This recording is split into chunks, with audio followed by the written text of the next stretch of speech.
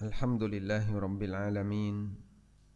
Wassalatu wassalamu ala ashrafil mursalin Nabiyyina wa maulana Muhammadin wa ala alihi wa sahbihi ajma'in.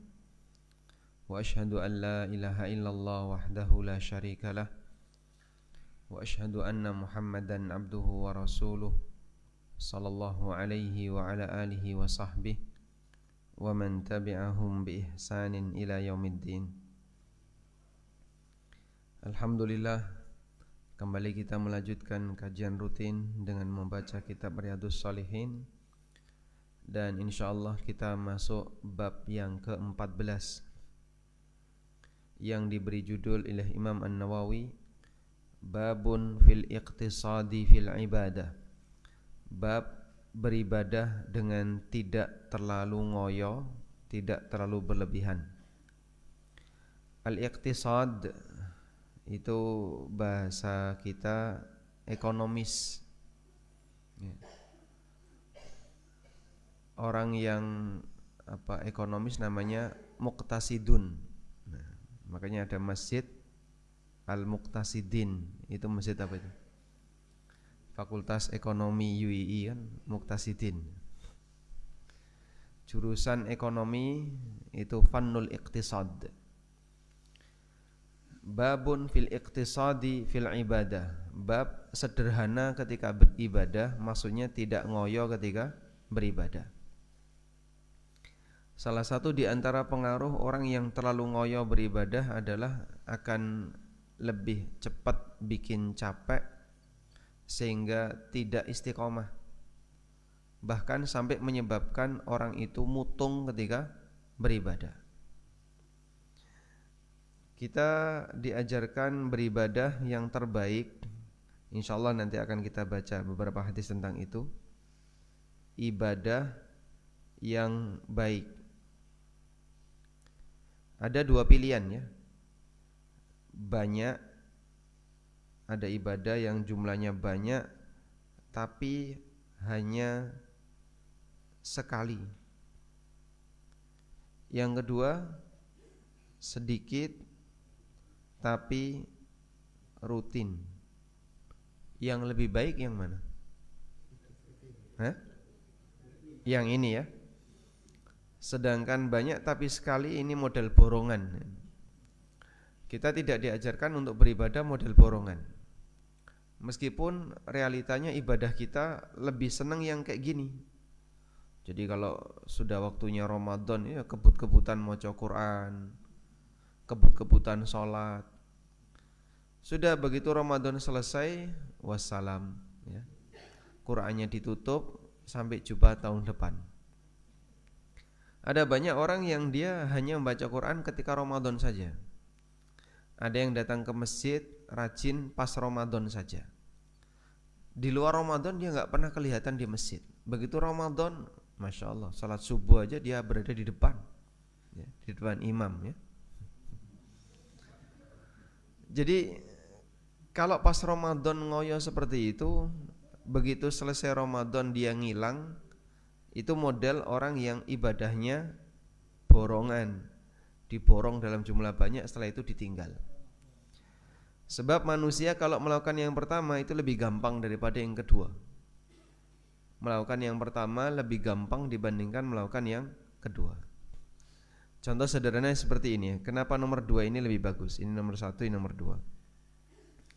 Kalau bapak ibu punya anak dan anak itu berada di tempat yang jauh, Anda lebih senang mana? Dikunjungi setahun sekali tapi langsung sebulan. Sebulan anak itu berkunjung, gak pulang-pulang. Sudah selesai berkunjung 1 bulan, nanti tahun depan baru berkunjung lagi sebulan. Atau dikunjungi sehari tiap pekan. Jadi pekan ini dikunjungi sehari, pekan berikutnya dikunjungi sehari, pekan berikutnya lagi dikunjungi sehari. Kita lebih senang yang mana? Yang tiap pekan walaupun cuman sebentar. Karena rutin itu lebih menyenangkan. Baik, demikian pula dalam masalah ibadah, kita diajarkan untuk rutin meskipun sedikit. Selanjutnya, berlebihan ketika beribadah. Kita bahas berlebihan ketika ibadah. Berlebihan ketika ibadah itu ada banyak ragam, ada banyak macam bentuknya. Yang pertama, melakukan ibadah melebihi batas.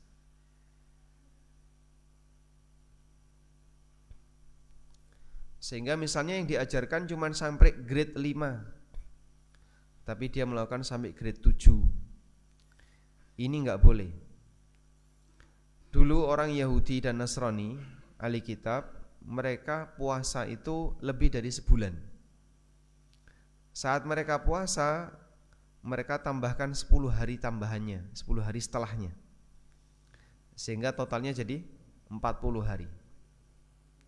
Padahal batasan yang diajarkan cuma sebulan. Saat berbuka puasa melebihi maghrib. Jadi bukanya itu ketika ufuk mega merah di ufuk barat sudah hilang. Sehingga sudah gelap, sudah masuk isya, sampai gelap itu baru berbuka. Nah, seperti ini bentuk ibadah yang melampaui batas. Batasmu sampai di sini, maka lebih dari itu pelanggaran. Ada orang wudu lebih dari 3 kali, nyuci muka sampai 6 kali, nyuci tangan sampai 7 kali. Itu bukan lebih baik, tapi melebihi batas. Yang kayak gitu malah gak boleh. Ada yang nyuci tangan sampai ke ketiak, gak cuman sampai ke, batasnya sampai mana?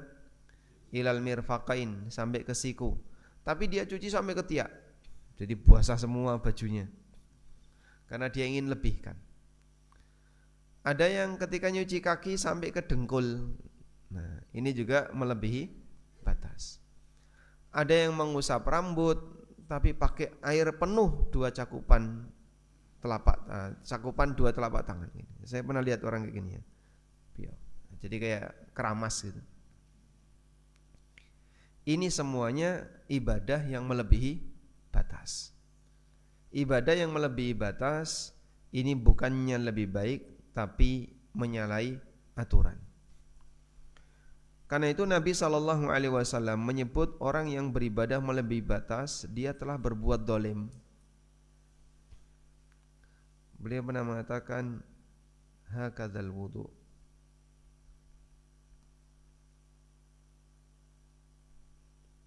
Kita lihat di sini ya.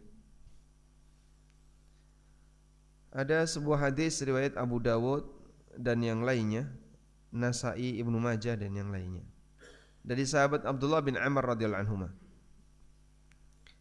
anna rajulan atan nabiyya sallallahu alaihi wasallam faqala, ada orang yang mendatangi Nabi sallallahu alaihi wasallam lalu dia bertanya, ya Rasulullah, kaifat tuhur?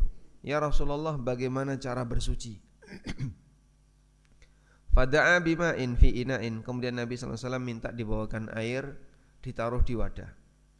Faghasala kaffaihi thalathan thumma ghasala wajhahu thalathan, beliau cuci telapak tangan 3 kali, wajah 3 kali, lalu tangan sampai ke siku sebanyak 3 kali.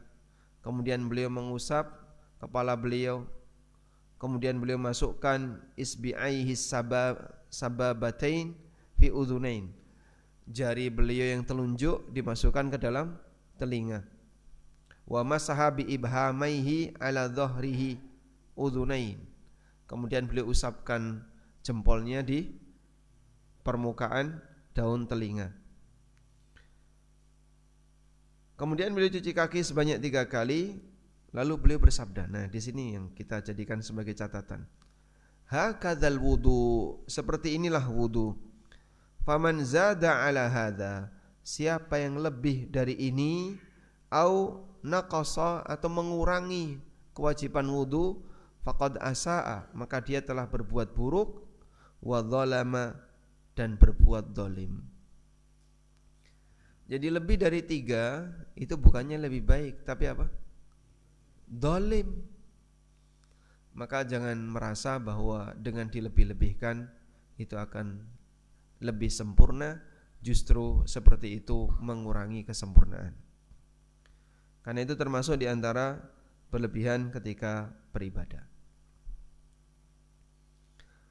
Sehingga kalau kita beribadah, jangan sampai melebihi batas. Yang kedua, mengulang-ulang ibadahnya, mengulang-ulang karena was-was. Nah, ini juga parah ini. Kalau ini korban setan.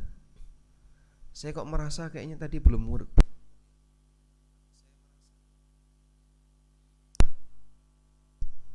Bismillah.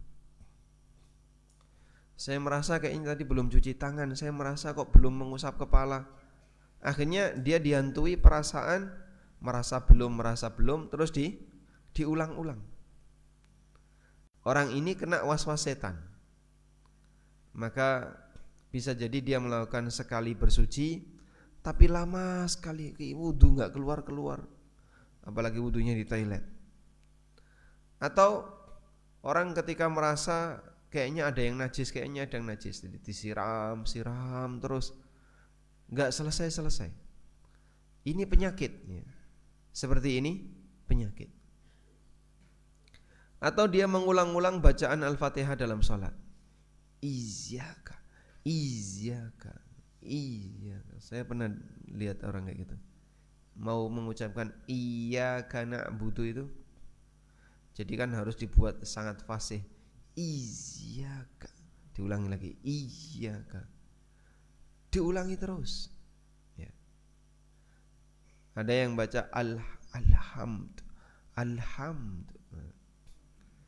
Baru baca bismillah aja. Bis terus ya. Jadi kalau kata orang Jawa Timur bilang wa'ad wa'id itu mau baca idza jaa wa'ad wa'id, idza kesulitan ya. Wa'ad wa'id kulhuhaile kesuwen. Kulhuhai baca kulhu saja daripada idza jaa nasrullah. Nah, ini karena penyakit was-was tadi. Maka dia berkali-kali mengulang-ulang sebab dia merasa kayaknya ada yang tidak sah atau sepertinya belum dilakukan. Padahal sebenarnya dia kena penyakit was-was. Maka melawan was-was sama dengan melawan godaan setan. Sehingga seorang muslim kalau terkena penyakit was-was, dia harus siaga, saya sedang melawan godaan setan. Dan melawan godaan setan itu termasuk jihad. Oleh karena itu orang yang was-was jangan dibiarkan. Orang ini dikasih nasihat, kamu sedang jadi korbannya setan, ayo dilawan. Alladzi yuwaswisu fi sudurin nas. Kemudian yang ketiga, berlebihan ketika ibadah adalah nambahi dari yang disyariatkan. Nambahi dari yang disyariatkan.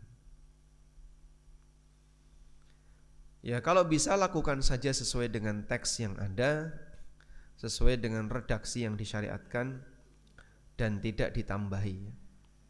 Karena kita tahu ajaran itu sudah sempurna atau belum? Sudah. Kalau sudah sempurna, sesuatu yang sempurna jika ditambahi makin menyempurnakan atau makin ngerusak? Ngerusak. Kita punya 2 mata, sempurna enggak Pak? Sempurna. Ada yang mau ditambahi 1 Pak? Taruh di belakang begitu. Nah, coba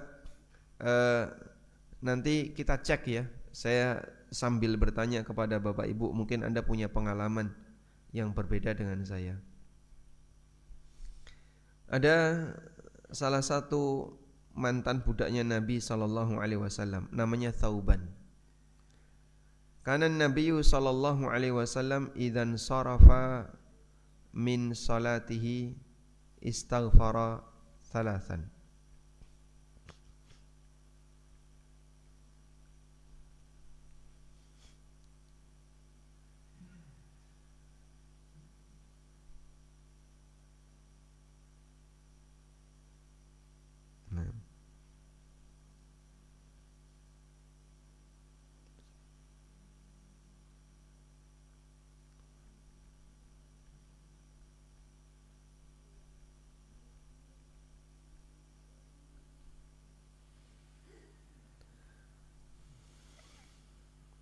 Kita carikan hadisnya yang lebih gampang dibaca. Ada beberapa yang sudah menyebutkan.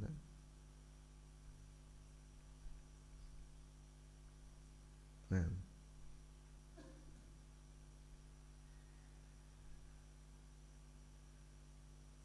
Baik.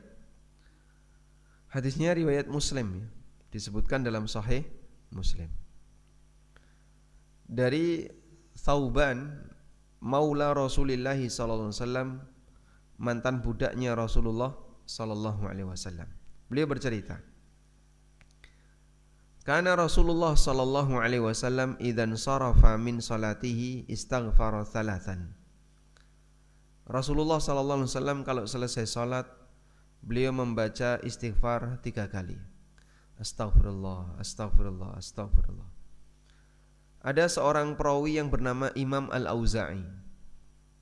Ini di atasnya Imam Syafi'i. Karena Al-Auza'i ini tabi'in. Kalau Imam Syafi'i kan di bawahnya itu. Imam Al-Auza'i pernah ditanya, kaifal istighfar? Bagaimana yang dimaksud dengan istighfar itu? Qala, kata Al-Auza'i, taqul, kau membaca astaghfirullah, astaghfirullah, astaghfirullah, astaghfirullah. Ya. Keterangan dari Thauban hanya menyebutkan Nabi SAW beristighfar 3 kali, tapi tidak disebutkan redaksinya. Al-Auza'i sebagai perawi hadis menjelaskan, ya kau mengucapkan astaghfirullah, astaghfirullah. Baik. Wa qala, lalu kata Thauban, setelah beliau istighfar 3 kali, beliau membaca Allahumma antas salam wa minkas salam tabarakta ya dzal jalali wal ikram. Jadi assalam di situ hanya disebutkan 2 kali. Nah, coba sekarang kita bandingkan dengan kalimat yang kita baca. Allahumma antas salam wa minkas salam wa ilaika ya'udus salam.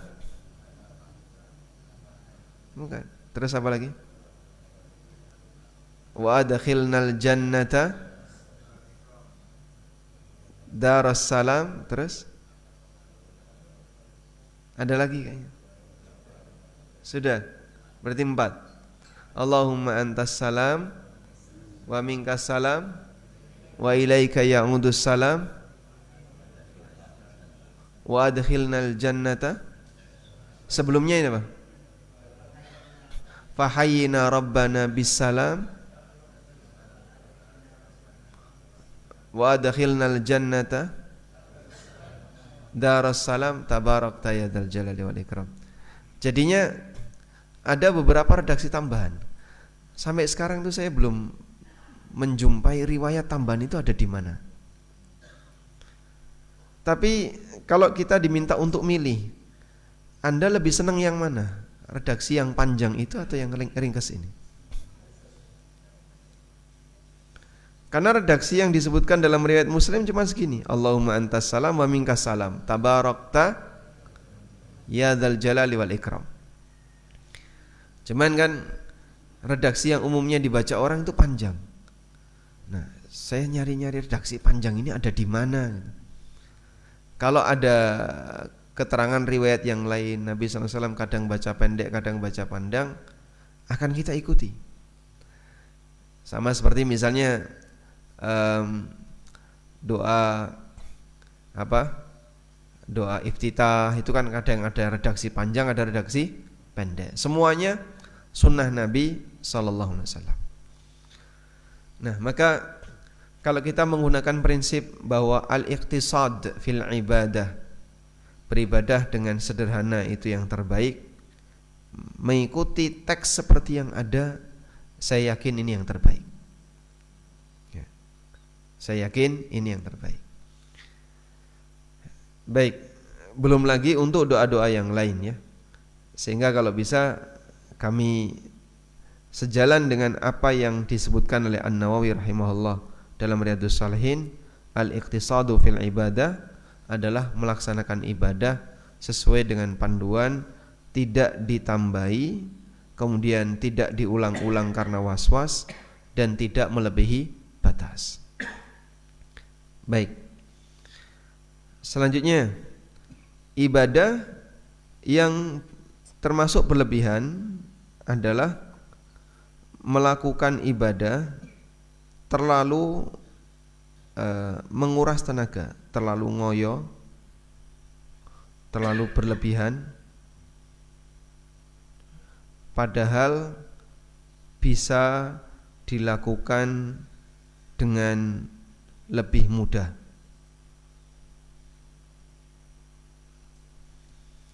Misalnya, ada orang berangkat ke masjid dari Ngori ke As-Salam, ya. Dia meyakini jalan kaki menuju masjid itu sunnah. Saat dia berangkat dari Ngori atau dari Taman Kerajaan, lewat sungai, Pak, medun sungai dulu, korengkelan golek jalan sing enak, nyebrang sungai, naik sampailah masjid. Pak, kowe kok lewat sungai kenapa, Pak? Loh, jarene nek lebih menantang itu pahalanya lebih besar. Lah ono jembatan kok. Sepakat enggak kayak gini, Pak? Hah? Jadi ngoyo-woro lewat sungai gitu kan. Nyebrangi sungai, susur sungai dulu, kemudian naik. Apakah itu akan menambah pahala? Tidak. Esensinya enggak ada. Bapak kalau mau jalan kaki bagus. Tapi kalau kayak gini caranya, esensinya apa? Akan menguras tenaga banyak, tapi tidak ada hal yang lebih yang bisa didapatkan. Pernah datang ya rombongan moge ya, naik motor-motor besar itu ke kantor ANB, Pak.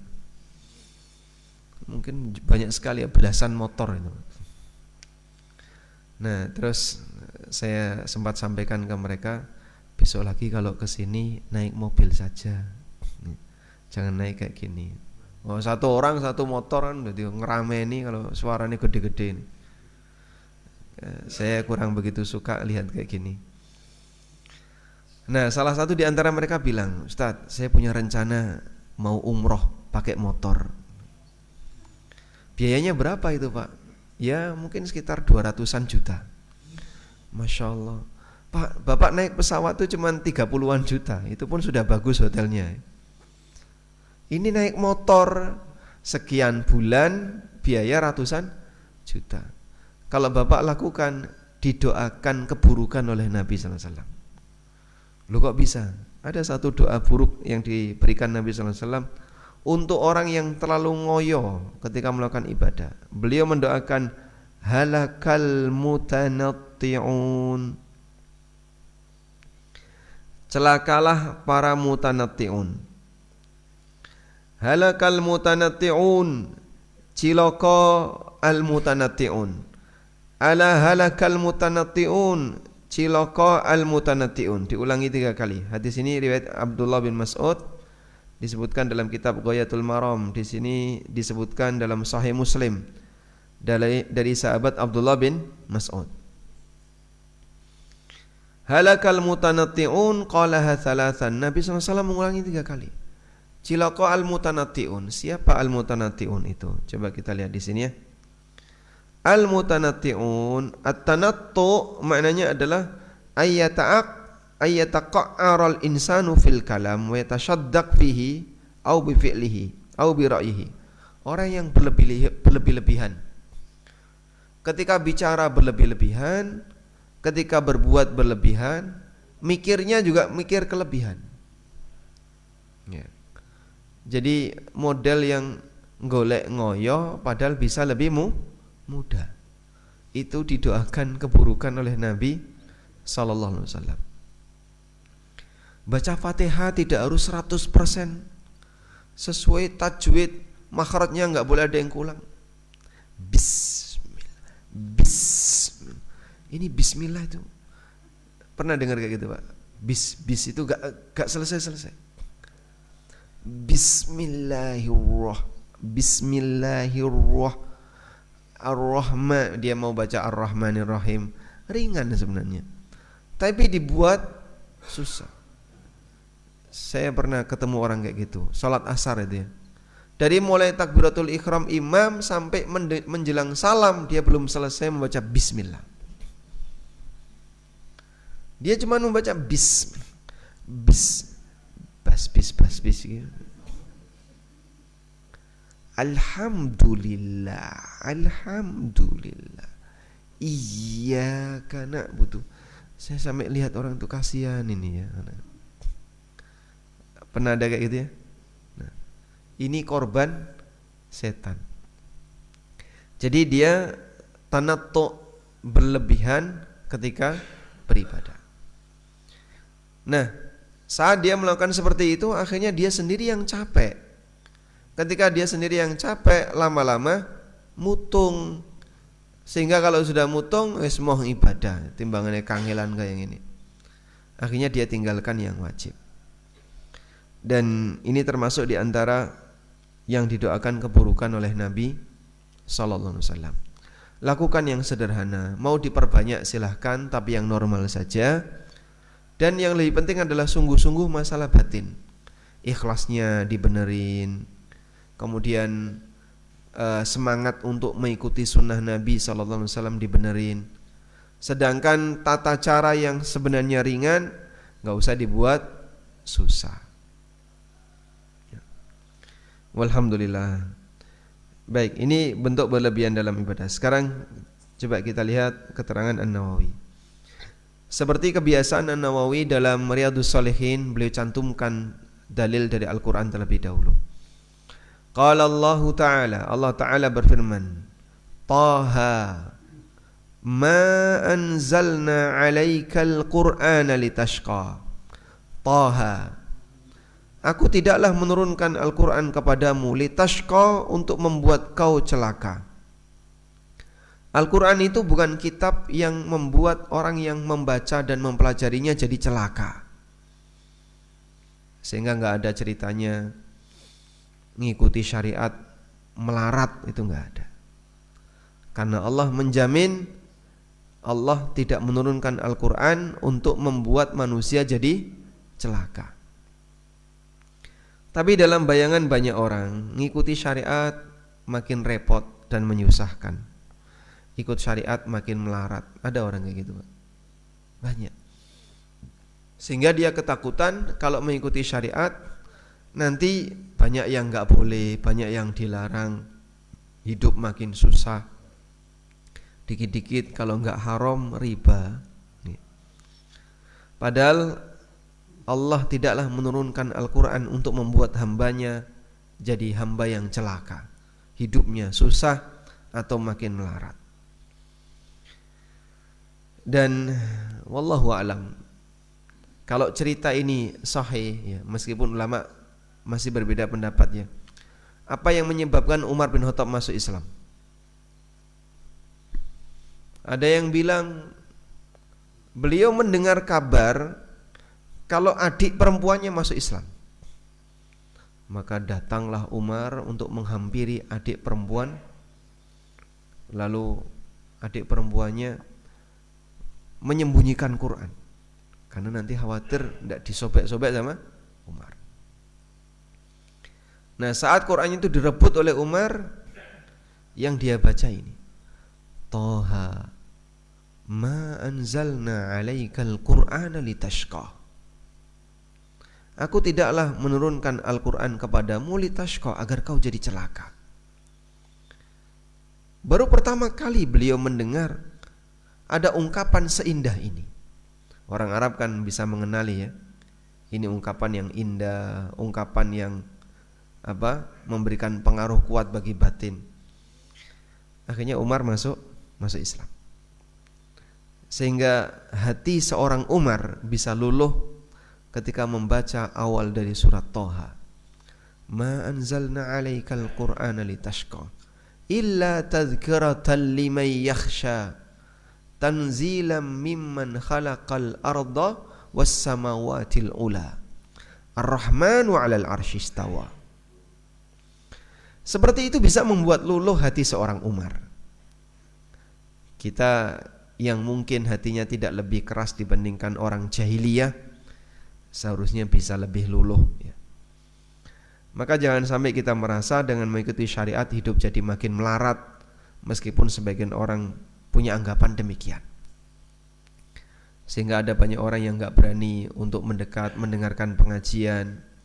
Kalau yang ngaji itu ya jangan radikal-radikal ya, yang guyon-guyonan aja. Akhirnya materinya terlalu banyak guyonan. Padahal kita butuh perbaikan batin dengan cara merenungkan ayat-ayat Al-Quran.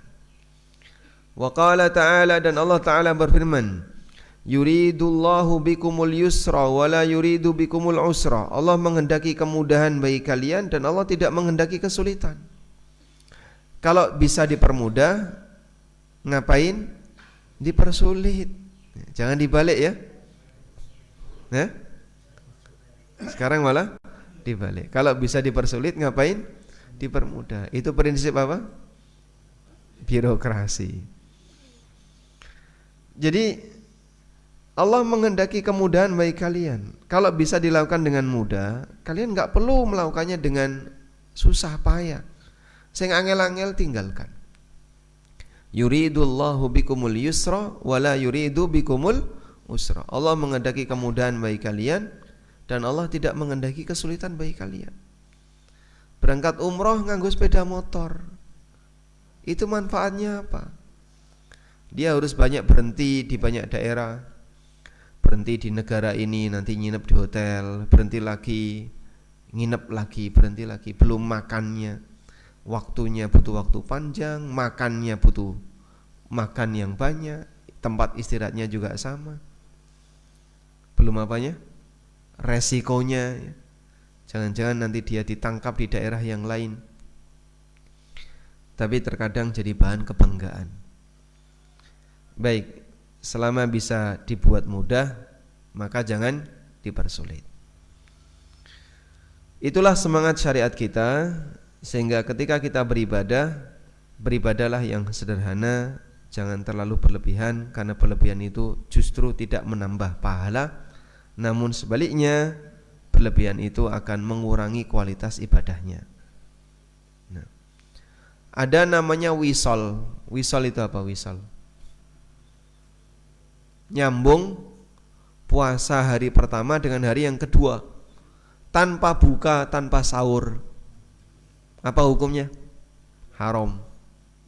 Loh, ngebleng kayak gini kan makin panjang jadinya, pahala kita jadi makin banyak. Kata siapa? Batasnya maghrib. Lakukanlah maghrib.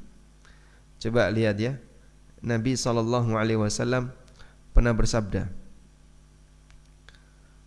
la yazalun nasu bi khairin ma ajjalu al-fitrah. Coba ini. Saya terkadang bertanya-tanya ya, tentang hadis ini. Ini hadis riwayat Bukhari. Hadis dari Sahal bin Sa'ad As-Sa'idi radhiyallahu anhu, bahwa Rasulullah SAW pernah bersabda, la yazalun nasu bi khairin, masyarakat akan senantiasa mendapatkan kebaikan, ma'ajjalul fitrah, sepanjang dia menyegerakan berbuka.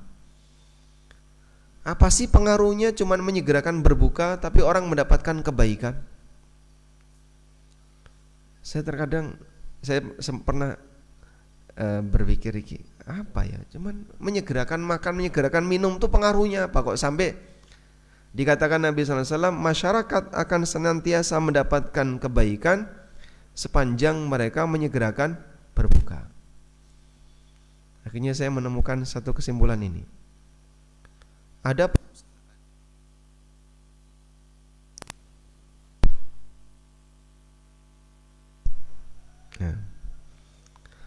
perusahaan yang tidak menerima lembur dari karyawan. Tidak menerima lembur itu kayak gini. Kadang kan ada karyawan yang berangkat telat, tapi dia pengen gantinya setelah itu. Harusnya pulang jam 5 misalnya, dia gantikan tambah 1 jam atau tambah 2 jam. Loh, kenapa? Saya tadi berangkat jam 9, maka saya geser pulangnya jam 5 atau jam 6. Saya tambahkan di belakang. Tapi perusahaannya gak mengizinkan. Pak, perusahaan pulang jam 5 harus semua udah keluar kantor. Duh, tapi saya telat. Ya sudah, telat nanti potong gaji. Nggak bisa nambah di bagian akhir. Ternyata itu masalah kedisiplinan. Perusahaan tidak ingin ada karyawan yang belepotan dalam mengatur jam kerja. Masuk jam sekian, seragam jam sekian. Keluar jam sekian, ya keluar semua. Mesin dimatikan, listrik dimatikan, udah selesai. Itu akan lebih hemat daripada ini kok masih nyala AC-nya, masih ada satu karyawan. Nah, AC nyala satu ruangan hanya untuk melayani satu orang. Jadinya pemborosan di pengeluaran listrik dan seterusnya. Hal yang sama juga seperti ini. Jadi kenapa sampai Nabi SAW menyebutkan ini? Orang akan mendapatkan kebaikan selama mereka menyegerakan berbuka. Ternyata urusan kedisiplinan. Maghrib buka disiplin gitu ya. Jadi bukan nambahi sampai isya itu lebih berpahala, tapi tepat waktu itu lebih berpahala. Padahal itu kan pembatalan puasa. Jangan batalkan dulu, ditambahi sampai isya, ganjaranmu makin banyak. Makin banyak atau enggak, Pak? Enggak, justru malah mengurangi kualitas. Karena orang ini tidak disiplin. Maka disiplin itu begitu maghrib manjing, bukan manjing. Begitu maghrib langsung buka. Itulah disiplin. Nah, Nabi SAW mengajarkan kedisiplinan seperti itu. Sehingga kalau puasa yang disiplin, waktunya berbuka ya berbuka, tidak perlu ngedur sampai tengah malam. Baik. Walhamdulillah. Sekarang kita baca satu hadis.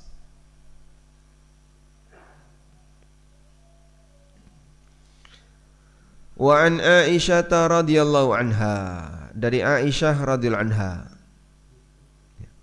Beliau bercerita, anna Nabiy sallallahu alaihi wasallam dakhala 'alaiha wa 'indaha imra'atun. Nabi SAW pernah menemui Aisyah dan waktu itu ada seorang wanita yang sedang ngobrol bareng dengan Aisyah. Qala, jadi Aisyah punya tamu ya, ibu-ibu bertamu di rumahnya siapa? Aisyah. Qala, kemudian Nabi SAW bertanya, man hadhihi, ini siapa? Qalat, lalu Aisyah bercerita, hadhihi fulanah tadhkuru min salatiha. Ini adalah fulanah. Nama tidak begitu penting di sini, maka perawi hanya nyebut pokoknya dia fulanah gitu. Tadhkuru min salatiha. Lalu Aisyah bercerita, wanita ini sangat rajin salat. Qala, jawab Nabi SAW, mah. Kata An-Nawawi, mah kalimatu nahyin wa zajrin, kalimat yang maknanya larangan keras. Mah, bahasa kita apa? Stop. Stop. Jangan lakukan itu. Mah kalimatu nahyin wa zajrin. Alaikum ma tutikun. Lakukanlah yang mampu untuk kalian rutinkan. Lakukan yang mampu untuk kalian rutinkan. Fawallah, sungguh demi Allah, la yamallullahu hatta tamallu. Allah tidak pernah bosan untuk memberikan pahala sampai kalian bosan untuk beramal. Artinya begini, lakukanlah apa yang mampu kalian rutinkan, biar amal itu bisa tetap dikerjakan sampai tua. Bukan model mut-mutan. Kalau lagi mood beramal, kalau enggak mood tidak beramal. Ada yang kayak gitu, Pak? Namanya apa? Beramal mut-mutan. Kalau ngelek permen ya. Enggak kayak gitu beramal. Lagi mood gelem puasa, enggak lagi mood enggak mau puasa. Wa makna la yamallullah, makna Allah tidak bosan adalah la yaqta'u thawabahu, Allah tidak akan memutus pahalanya, ankum dari kalian, wa jazaa'a a'malikum, dan balasan untuk amal kalian, wa yu'amilukum muamalatal mal hatta tamallu fatatruku, Allah akan memberikan balasan kepada kalian sebagaimana ketika transaksi harta, yaitu selama kalian beramal Allah kasih. Hatta tamallu fatatruku, sampai kalian sendiri yang bosan lalu kalian tinggalkan amal. Wa yanbaghi lakum an ta'khudhu ma tutikun, maka selayaknya kalian beramal yang mampu kalian rutinkan. Ad-dawama alaihi, mampu kalian rutinkan. Liyaduma thawabuhu lakum, agar pahalanya selalu rutin mengalir kepada kalian. Wa fadluhu alaikum, dan agar karunia Allah selalu mengalir kepada kalian. Demikian saran yang diberikan Nabi sallallahu alaihi wasallam. Sehingga Rasulullah sallallahu alaihi wasallam ketika beramal sedikit tapi rutin. Wa kana, kata Aisyah, wa kana ahabbad din, dan amalan yang lebih beliau cintai ilaihi, amalan yang lebih dicintai Nabi sallallahu alaihi wasallam adalah madawama sahibuhu alaihi, adalah amalan yang dirutinkan oleh pelakunya. Rutin itu lebih baik. Walhamdulillah. Nah, biar bisa rutin jangan terlalu berat. Model sekarang lagi Daud, Pak. Daud misalnya. Sudah sebulan mutung. Nah, ya keliru. Lebih baik Bapak semampunya saja, Senin Kemis, oke, tapi tahunan, bahkan sampai tua, daripada Daud cuman sebulan. Wallahu a'lam. Baik, walhamdulillahirabbil alamin. Insyaallah sudah selesai ya. Hadis berikutnya akan kita baca di pertemuan berikutnya insyaallah. Semoga apa yang kita bahas ini bermanfaat. Selanjutnya kita berikan kesempatan bagi jamaah untuk memberikan masukan dan saran. Silakan.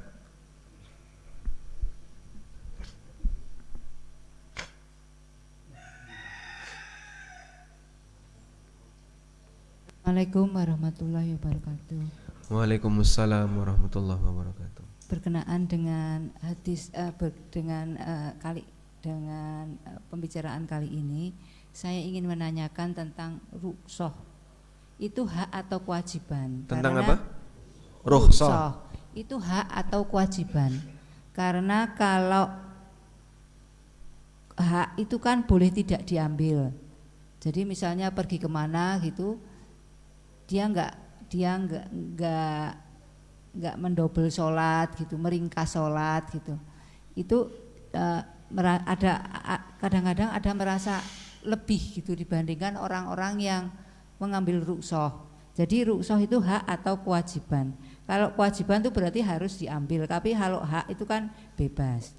Kemudian ada juga saya mendengar, termasuk ustadz-ustadz juga, itu pakai summa salamualaikum, itu dicontohkan oleh Rasulullah enggak gitu loh. Dan juga kalau membaca Al-Qur'an itu di umum itu orang-orang yang mendengarkannya itu bilang Allah, Allah gitu.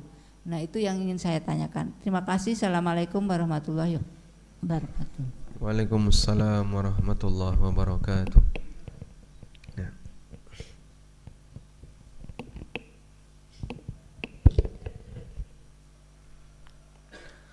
Baik, sekarang coba kita bahas terlebih dahulu tentang masalah rukhsah.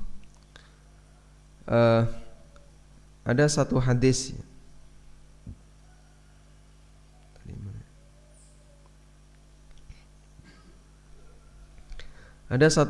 yang pernah disabdakan oleh Nabi SAW. Beliau pernah bersabda, Innallaha yuhibbu ayyu'ta rukhasahu kama yuhibbu ayyu'ta azimatahu. Atau kama qala sallallahu alaihi wasallam. Coba tadi hadisnya ada di sini.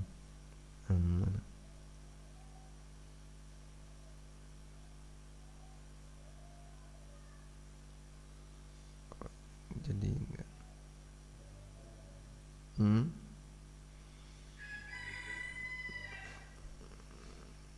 Ya.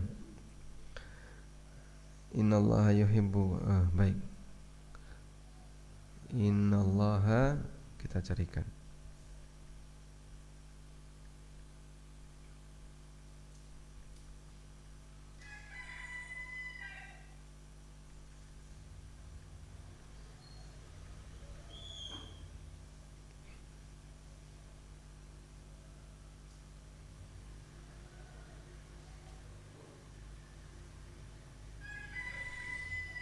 Hadisnya riwayat Ibnu Hibban dari sahabat Ibnu Abbas radhiyallahu anhuma. Rasulullah sallallahu alaihi wasallam bersabda, "Innallaha yuhibbu an tu'ta rukhasuhu kama yuhibbu an tu'ta azaimuhu."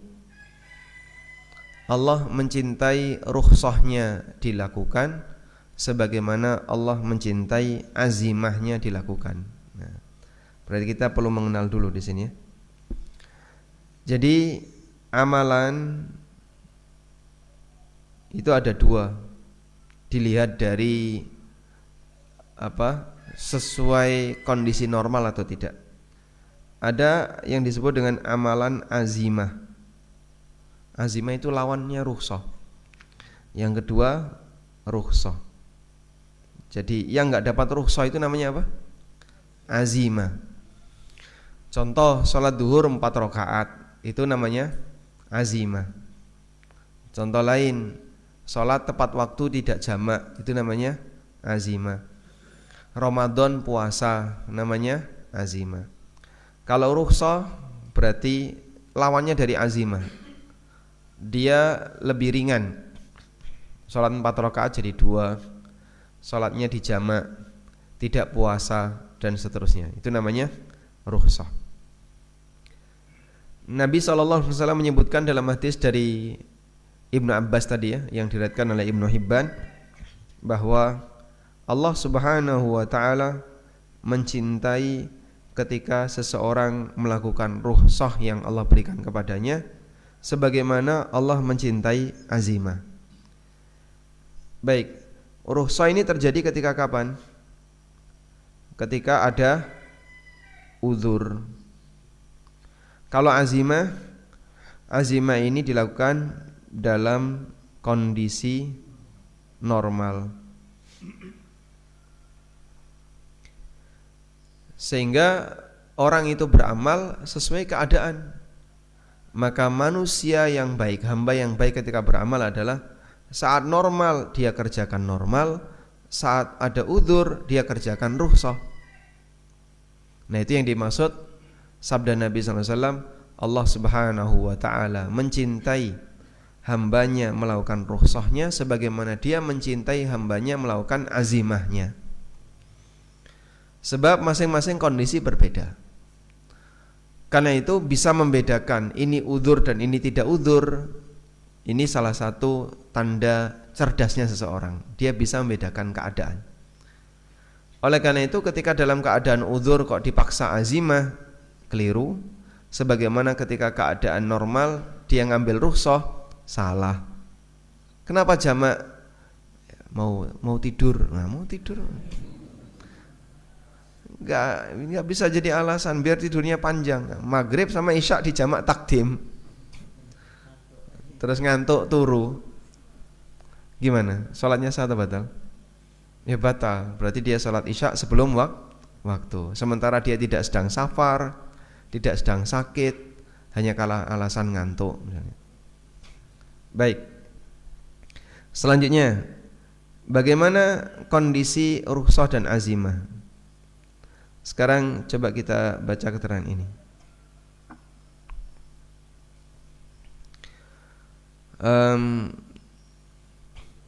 Wallati tutlaqu fi muqabil azimah wa baina mafhumi rukhasil madzahib al-fiqhiyah bima'na al-akhdhu bil aisar. Yang dimaksud dengan rukhsah dalam madzhab fikih adalah mengambil yang lebih ringan. Au min kulli madzhabin, di setiap madzhab. Lalu di sini ulama mengatakan fa tatabbu'ur rukhas, sengaja mencari rukhsah fikih. Ulama berbeda pendapat. Ada 3 pendapat dalam masalah ini. Kita mau bahas tentang kasus boleh enggak Pak secara sengaja nyari pendapat yang lebih ringan. Nah, ini kita jelaskan di sini ya. Definisi ambil rukhsah. Definisi ambil rukhsah itu ada definisi yang benar, yaitu definisi ambil rukhsah berdasar dalil.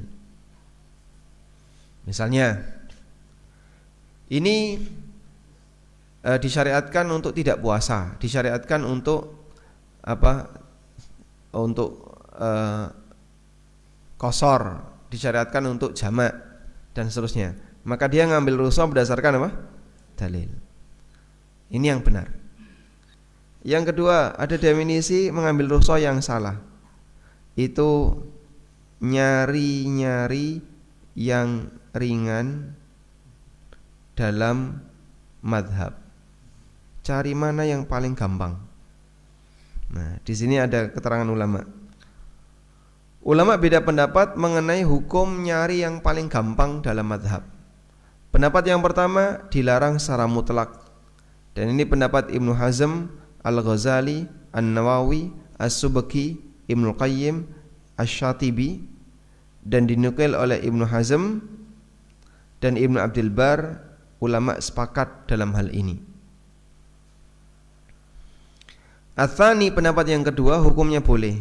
Dan ini pendapat sebagian Hanafiyah seperti As-Sarakhsi dan Ibnul Hammam. Pendapat ketiga mengatakan boleh dengan syarat. Nah, untuk pendapat ini mereka juga berbeda pendapat mengenai penjelasan syaratnya. Menurut Al-Is bin Abdissalam, alla yatarattaba alaihi ma yunqadu bihi hukmul hakim. Sengaja mencari yang ringan dalam madhab itu tidak boleh sampai menyebabkan hukum itu jadi batal. Wa huwa ma khalafan nassa, dan menyalahi dalil alladzi la yahtamilu ta'wil, yang tidak bisa ditakwil, atau menyalahi ijma'. Ini berkaitan dengan masalah rukhsah mencari yang ringan dalam madhab. Wallahu ta'ala alam. Intinya dalam hal ini adalah kalau kita bicara rukhsah dalam arti menyesuaikan kondisi ketika beramal, maka apa yang sesuai dengan dalil itulah yang terbaik. Nah, apakah disebut itu hak ataukah kewajiban? Yang lebih tepat itu hak. Makanya dikasih pilihan. Namun kalau kamu mengambil rukhsah itu lebih baik. Wallahu a'lam. Begitu. Karena ternyata dalam sebagian kasus Nabi SAW beliau puasa ketika safar. Padahal safar tidak puasa boleh enggak? Boleh. Tapi tidak selalu Rasulullah SAW tidak puasa ketika safar. Kadang beliau berpuasa.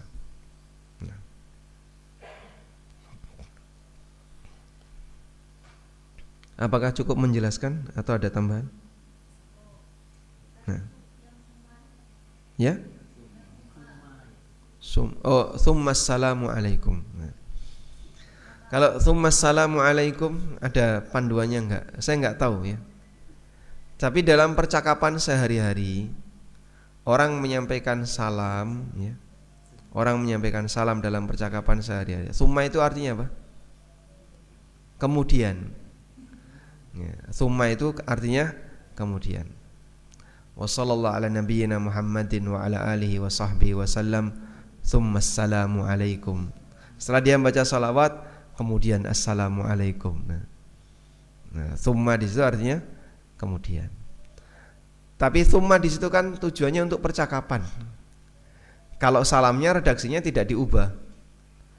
Namun dia sisipkan kemudian assalamu alaikum. Cuman saya nggak tahu, kayaknya ceramah-ceramah orang Arab tuh nggak pakai kayak gitu. Kayak ini ceramah orang Indonesia ya. Ya sah-sah saja kalau dari sisi makna bahasa. Kemudian assalamualaikum. Tapi pantas nggak kayak gitu? Kemudian saya mau pulang. Nah.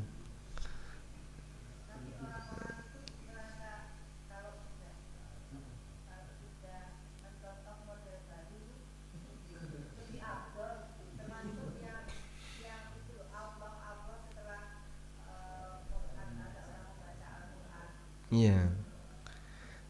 Begini, jadi tidak semua yang di Arab-Arabkan itu kadang betul ya. Karena terkadang ada orang yang ngarang tapi jadinya malah aneh.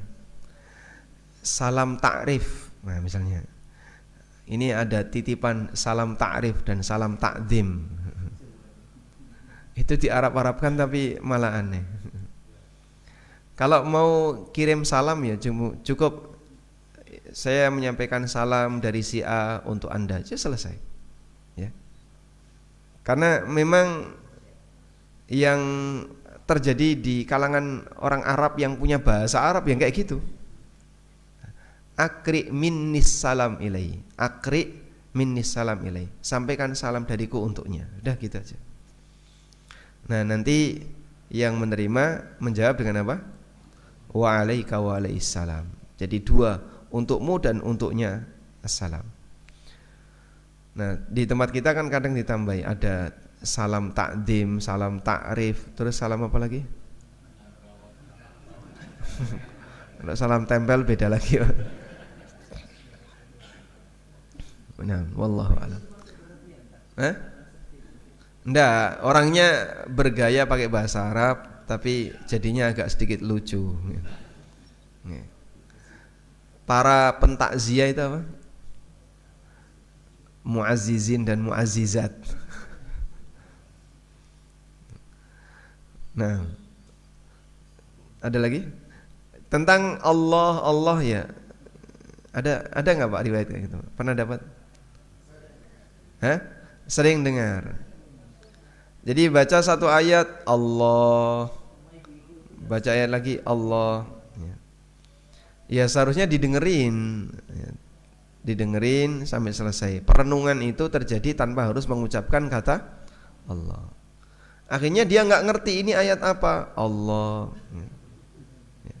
Fankihu ma taba lakum minan nisa'i mathna wa thulatha wa ruba'. Ibu-ibu bilang Allah. Nggih, Pak. Yang lebih aneh lagi juga ada. Kalau kamu punya masalah, maka sholat 2 rakaat, terus buka mushaf. Apa yang terbuka pertama kali, kemudian kamu merem, tunjuk. Nah, yang kena jarimu itulah solusi. Benar dilakukan kayak gitu. Sholat 2 rakaat, terus dia buka mushaf, merem, tek. Nah, yang dia tunjuk, fankihu ma tobalakum minan nisa'i mathna wa thulatha wa ruba'. Nikailah wanita yang kalian cintai 2, 3 atau 4 kan? Berarti solusinya apa? Ayo dagelan to kaya ngene iki dadine mana? Monggo, Pak.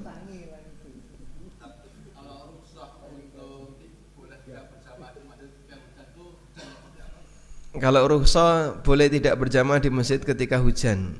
Hujan yang kira-kira ketika kita dari rumah sampai masjid sampai gobyos. Ya standarnya tanpa payung, Pak. Kalau pakai mobil, pakai payung ya enggak gobyos gitu. Standarnya jalan tanpa payung. Teknologi payung itu ada sejak kapan, Pak?